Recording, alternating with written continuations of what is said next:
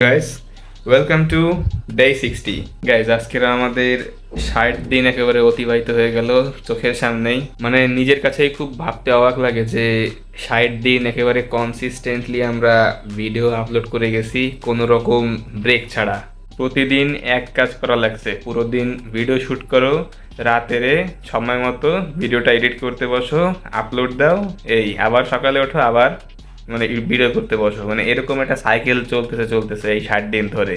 তো এটা কিন্তু তোমার ডিসিপ্লিন এবং হার্ডওয়ার্কেরই ফল, যেটা অনেকেই আসলে করতে পারে না। এবং এটা আমার নিজে আমি করতে পারছি আমার লাইফে, এই জন্য আমার আসলে খুবই ভালো লাগতেছে ভিতর থেকে। Be honest with you guys, যখন আমি এই চ্যালেঞ্জটা অ্যানাউন্স করলাম, ঠিক আছে, অনলাইনে তোমাদের সামনে, তখন আমি নিজেও আসলে মানে কনফিউজ ছিলাম যে আদৌ কি এই চ্যালেঞ্জটা আমি ফিনিশ করতে পারবো কিনা, আদৌ কি আমি জাস্ট একটা মাস টিকে থাকতে পারবো কিনা। বাট আজকে দেখো অলরেডি তোমার 2 মাস হয়ে গেছে, 60 দিন হয়ে গেছে। তোমরা বলতে পারো যে ভাই কন্টেন্ট কোয়ালিটি তো ভালো না আপনার, ঠিক আছে, মানে এই ঘর থেকে ছাদে, ছাদ থেকে ঘরেই হচ্ছে আপনার কন্টেন্ট। ভাই এটা আমিও জানি, হ্যাঁ আমার কন্টেন্টটা আমার কাছে লেম লাগে, বাট আমি হচ্ছে ভাই কি বলবো, আমার আসলে এই মুহূর্তে তোমাদের জন্য দেখানোর তেমন কিছু নাই যে আজকের আমার জীবনের এরকম একটা ইভেন্ট হচ্ছে, কালকে আরেকটা হচ্ছে। আমি আসলে খুবই নর্মাল একজন মানুষ, ঠিক আছে, খুবই সাধারণ জীবনযাপন করি। তো আমার আসলে দেখানোর মতো তেমন কিছু তোমাদের আসলে নাই। আমি জানি যে তোমরা যারা আমার ভিডিও দেখতেছো, ঠিক আছে, আমার কন্টেন্ট স্টাইল, আমার প্রেজেন্টেশন দেখে তোমরা অনেকে আমাকে স্টুপিড, ইডিয়েট ইত্যাদি বলে গালিগালাজ করতেছো। বাট এইগুলো যদি আমি তোমার গায়ে লাগাই না, আমি আসলে তোমার শুরু করতে পারতাম না কখনো। তো ওই চ্যালেঞ্জটা নেওয়ার সময় যদি আমি এইসব চিন্তা করতাম যে আমার কন্টেন্ট কোয়ালিটি নিয়ে যদি মানুষ আমাকে স্টুপিড বলে, ননসেন্স ইত্যাদি নিয়ে গালিগালাজ করে, তাহলে হয়তো আমি যদি কেয়ার করতাম এই ব্যাপারগুলো, ঠিক আছে, তাহলে হয়তো আজকের আমি এই 60 দিনে আসতে পারতাম না। 60 দিন কি, আমি হয়তো 2 দিন ভিডিও করে টিকে থাকতে পারতাম না। 60 দিন কি, আমি তোমার 2 দিন ভিডিও করে টিকতে পারতাম না এখানে। তো এই ব্যাপারটা ভালো লাগতেছে যে মানুষ, লোকজন কি বলবে সেই তাদের কথা উপেক্ষা করে আমি আজকেরা এই জিনিসটা অ্যাচিভ করতে পারছি।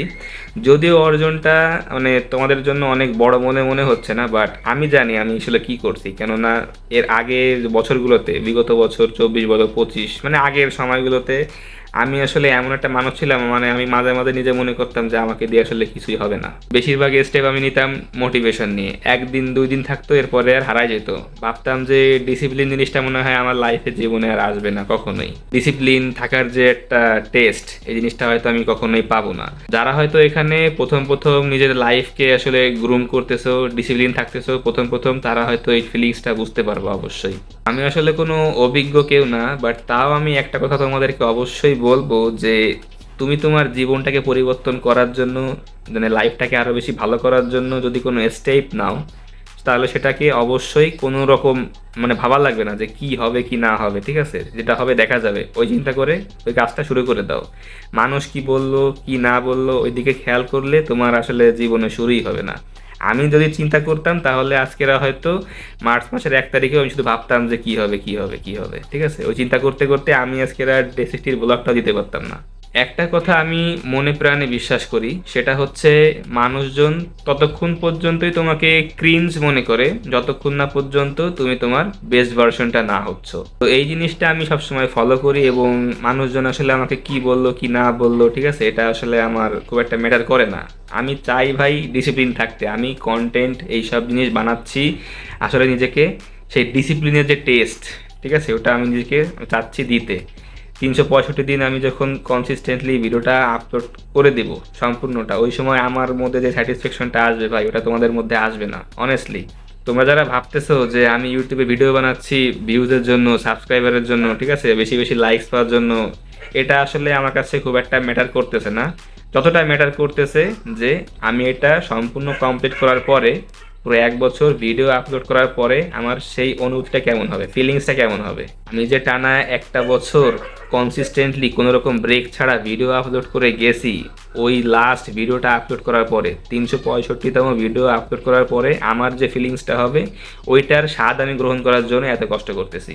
এবং আমি এতটুকু বিশ্বাস করি যে যখন আমি ওই টেস্টটা পেয়ে যাব, আমি যে কোনো কাজে আসলে ডিসিপ্লিন থাকার মজাটা পেয়ে যাব। তো আমিও তো শুরু করছি, তোমাদেরকে বলবো তোমরাও শুরু করো, তারপরে দেখো ভাই আসলে জীবনটা কোথায় যায়, লাইফটা আসলে কোন দিকে যায়। তুমি যদি একবারেই কনসিস্টেন্সি ডিসিপ্লিন থাকার নেশায় পড়ে যাও, বুঝছো, তোমাকে আসলে কেউ আটকা রাখতে পারবে না, ইউ বিকাম আনস্টপেবল। আশা করি তোমরা তোমাদের লাইফে এই কনসিস্টেন্সি ডিসিপ্লিনের ব্যাপারটা তোমরা তোমাদের লাইফে ইমপ্লিমেন্ট করবা এবং মোটিভেশনকে চেস করা বন্ধ করবা। মোটিভেশন থাকে তোমার 2 দিন, আর ডিসিপ্লিন কনসিস্টেন্সি তোমার সারা জীবনের একটা অনেক বড় সম্বল।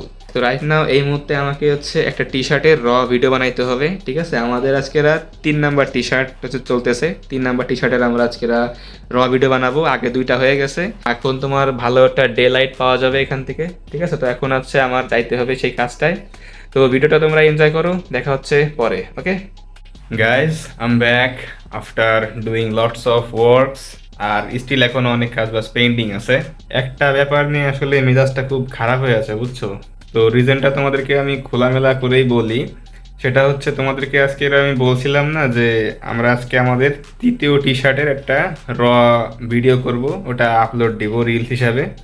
তো কথা মতো হচ্ছে আমরা ওই ভিডিওটা শেষ করেই চলে গেছিলাম আমাদের ওই কাজে। অ্যান্ড আজকের আমরা ক্লিপ নিতাম হচ্ছে এই যে এই টি শার্টটার, এই যে নারুটোর, দেখতে পাচ্ছ কি না, এই যে, ঠিক আছে, এইটার। তো টি শার্টটা আমি জায়গা মতো রেখে তারপরে ভালো মতো একেবারে ক্যামেরাতে একেবারে প্রত্যেকটা জিনিস আমি হাত দিয়ে ধরে ধরে দেখাচ্ছি যে এইটা এরকম, এটা এই সেই, মানে যাবতীয় বিস্তারিত কথাবার্তা বলছি, এবং ক্যামেরা কোনো রকম ইফেক্ট ফিল্টার ছাড়াই আমরা ভিডিওটা করছি, এবং আমরা আপলোডটাও দিতাম একেবারে কোনো রকম মিফেক্ট ছাড়াই, কালার গ্রেডিং ছাড়াই। ইউজুয়ালি আমি আগের 2টা ভিডিও যেভাবে করছিলাম, ক্লিপ যেভাবে নিয়েছিলাম সেভাবেও আজকেরটা নিয়েছি। আর আজকের আর তোমার চেক করি না, ঠিক আছে, যে কেমন হয়েছে। প্রত্যেকটা অ্যাঙ্গেলের জন্য অলমোস্ট 3 থেকে 4টা শর্ট এক্সট্রা নিয়ে রাখছি। দেখা গেল যে পরে ভাল লাগলো না, এর জন্য আরো ব্যাকআপ রাখার জন্য আরো 3-4টা এক্সট্রা নিয়েছি, ঠিক আছে। আর আমার ভিডিওটা শেষ করে একটু বাজারে যাওয়া লাগতো, তো ওটা তাড়া ছিল, তো সেই তাড়ার কারণে আমি আসলে চেক করি নাই। তো ওই সব চিন্তা করে আমি এক্সট্রা ক্লিপ নিয়ে রাখছি যেন কোনো সমস্যা না হয়। ভিডিওটা শেষ করে আমি আর চেক করি নাই, চেক না করে আমি বাজারে চলে গেছি, আমার কিছু কেনাকাটা করার ছিল, সেইগুলো কিনতে গেছি। এসে তো আর মনে করো যে ইফতারির টাইম আর বেশি ছিল না, পরে ইফতারি সব কিছু গোছগাছ করে ইফতারি করলাম, নামাজ কালাম পড়লাম, পরে হচ্ছে সন্ধ্যা একদম তোমার ইফতারি করার পরে নামাজ কালাম পড়ে সন্ধ্যায় ফ্রি যখন হলাম, তখন হচ্ছে তো আমার রিলস নিয়ে বসতে হবে, ওটা এডিট করা লাগবে, ঠিক আছে। কাট করে যে মানে মেইন যে পার্টগুলো সব কিছু দেখানো লাগবে, তো আমি ওই সময় এডিট করি।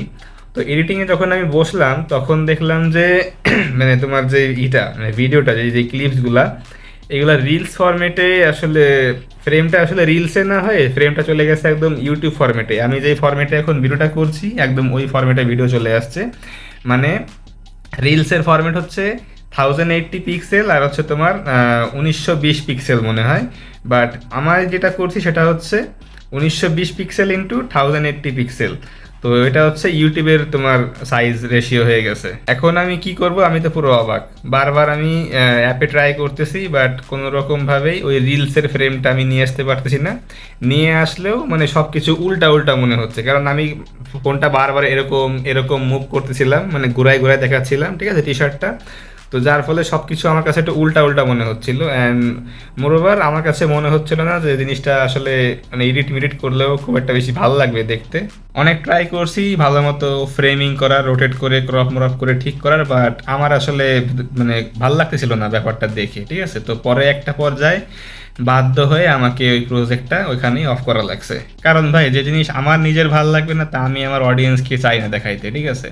আমার কাছে জিনিসটা আমার কাছেই মনে হচ্ছে উল্টা, আমি বিষয়টা বুঝতে পারতেছি না যে কী দেখাচ্ছি আমি, তো আমার অডিয়েন্স কীভাবে বুঝবে। তো দ্যাটস ওয়াই আমরা প্রজেক্টটা বাদ দিছি এবং ভিডিওটা আমরা একদম পুরো ডিলিট করে দিছি, ঠিক আছে। তো এখন নাই, তো যার জন্য আসলে একটু ডিস্টার্ব লাগলো যে এত কষ্ট করলাম করলাম, মানে শর্ট নিয়ে কিন্তু চারটিখানি কথা না, অনেক ডাইরেকশনের ব্যাপার আছে, কাজের ব্যাপার আছে।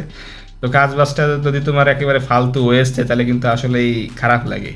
তাও ইনশাল্লাহ আজকে তো মিস করছি, কালকেরা হাজার কাজ থাকলেও আমার ওই জিনিসটা মিস করা যাবে না, কারণ পেজে একটা গ্যাপ পড়ে যাবে, ঠিক আছে। তো আমাকে ওই গ্যাপটা ফিল আপ করতে হবে, কালকেরা আমাদের যে কোনোভাবেই ওই জিনিসটা আবার পুনরায় রিক্রিয়েট করতে হবে। ওয়েল গাইস, তো ভিডিওটা আজকে আর কোনো লং টং না করি, আমার আসলে কথা বলার মুড আজকেরা নাই তেমন একটা, কাজবাজ আছে আজকেরা হলো তোমার করছি কি নর্মাল কাজবাজ তো আছে, আর গতকাল তো বলছিলাম যে আরও কিছু আমরা ক্রুশাল ইম্পর্টেন্ট কাজ আমাদের রুটিনে অ্যাড করছি। তো সেইগুলা আমার আসলে বাকি আছে, মানে কাজের চাপটা আগে থেকে একটু বাড়ছে। বলছিলাম না যে নিজের প্রতি একটু হার্ড হওয়া লাগবে, তো সেই হার্ড হওয়ার জন্যই এখন কাজের পরিমাণ বেড়ে গেছে আর একটু মানে প্রেশার প্রেশার লাগতেছে। তো যার ফলে এই মুহূর্তে আমার আসলে কথা বলতে গেলে এনার্জিটা ওয়েস্ট হবে। তো যার ফলে কথা আমি বাড়া দিতে চাচ্ছি না। তো আজকের ভিডিওটা আমি এখানেই এন্ড করতেছি, আর প্রসিড না হই। তো তোমাদের সাথে আমার দেখা হচ্ছে ইনশাল্লাহ আগামীকাল। সবাই ভালো থাকো, সুস্থ থাকো এবং নিজের খেয়াল রাখো। ওকে, আল্লাহ হাফেজ।